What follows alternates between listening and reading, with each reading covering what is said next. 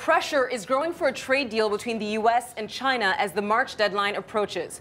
Top business leaders fear the economic and market consequences if both sides fail to reach a compromise. Joining us now is Yahoo Finance's Rick Newman.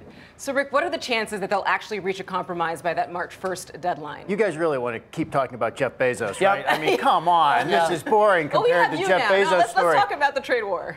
So I think the idea that this is all going to be neatly wrapped up by this March 1st, or I guess it's actually the March 2nd deadline, that is just not going to happen. There is no way China is going to accede to all the things the Trump administration is asking for by March 1st, and probably ever. So I think what's really happening here is each side is trying to figure out how they're going to spin this as a victory.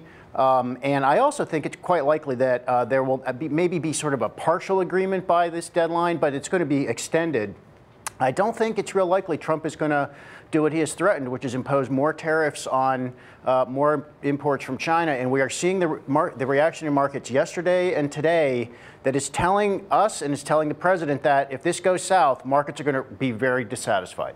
But I think you're hitting on the key point, too, right? Because I guess, as we saw yesterday, some of that is already starting to get baked into the numbers in terms of, all right, maybe this deal isn't going to happen by March 1st. But another question mark there would be if President Trump wants to push those tariffs back. Because, as he said before, he wouldn't, and they would go into effect on $200 billion worth of Chinese goods. Yeah, there's been this question of what kind of outcome have the markets been pricing in? And I think the nice run-up we saw in January, I think that was partly wishful thinking in the markets, that we are going to get some kind of resolution of this trade dispute, and this is not going to be a problem for the entirety of 2019. So now every time we see something, that, some headline or some comment out of Washington or something that suggests maybe this is not going to get neatly wrapped up, I mean, it just immediately, in a knee-jerk reaction, almost puts the market down a percentage point at a time. That's what it feels like. But a lot of that run-up was also due to his tweets and everything saying. I know, I mean, traders are just guessing here. And every time I see markets move based on a Trump tweet, he had a call with Xi, or he didn't have a call with Xi, or there is a meeting, or there's not a meeting. I mean, I just think this is trading on thin air. I mean, it's trading on puffery, really. But that's what this is all about. It's really about kind of guessing the outcome.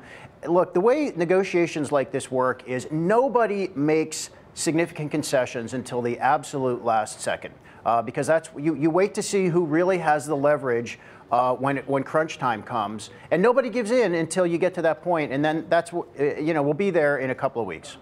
And of course, the Bezos story, even more exciting to you, Rick. We should talk about it next week. Next week we'll bring you on. Well, I'm going to go talk about it in the newsroom for the rest of the day. More developments to come, I'm sure. Exactly right. Exactly. Yeah, all right, Rick Newman, thanks so much. See you guys.